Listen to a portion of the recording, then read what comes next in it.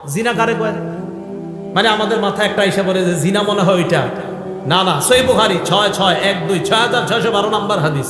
ক্বালা রাসূলুল্লাহ সাল্লাল্লাহু আলাইহি ওয়াসাল্লাম ইন্নাল্লাহা কাতাবা আলা ইবনি আদম হাজ্জাহু মিনাজ জিনা আদরাকা যালিকা লা মাহালা। সমস্ত আদম সন্তান, আমি আপনি আলেম জাহেল সবাইকে আল্লাহ জিনা নামক পরীক্ষা দ্বারা পরীক্ষা করবেন। এই পরীক্ষায় সময় পড়তে হবে ফাজিনাল লিসান আল মান্তিক। জবানের জিনা হলো কথা বলা। যেই নারীর সাথে দেখা দেওয়া হারাম, এই নারীর সাথে সরাসরি কথা বলাও হারাম। সরাসরি কথা বলা মোবাইলে, এটা আজকে হইলো করলো। যেই নারীর সাথে সরাসরি দেখা দেওয়া হারাম, এই নারীর সাথে সরাসরি কথা বলা মোবাইলে, হ্যাঁ জোরে বলেন, মোবাইলে। তাহলে জিনাল লিসান আল মান্তিক, মুখের জিনা হলো কথা বলা। ওয়াজিনাল আইনি আন নাজরু, চোখের জিনা হলো দেখা। চোখের জিনা দেখা।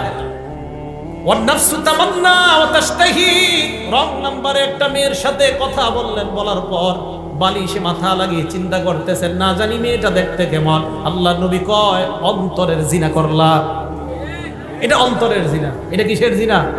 অন্তরের জিনা। তো এই জাতীয় জিনা মনে হয় পুরো এলাকায়, স্মার্টফোন তো চালানি না, এটা হওয়ারও সম্ভাবনা নাই। তাহলে রাসূল সাল্লাল্লাহু আলাইহি সাল্লাম বললেন, 1 নাম্বার শিরিক করবে না, 2 নাম্বার চুরি করবে না, 3 নাম্বার জিনা করবে না। তাহলে জিনা, এগুলাও জিনা। হেঁটে হেঁটে কোনো নারীর দিকে যাওয়া পায়ের জিনা, কোনো নারীর শরীর স্পর্শ করতে যাওয়া হাতের জিনা, চ্যাটিং করা কোনো নারীর সাথে মোবাইলে, এটাও হাতের জিনা। অবৈধভাবে কোনো নারীর সাথে চ্যাটিং করা অপ্রয়োজনীয়, এটা হাতের জিনা।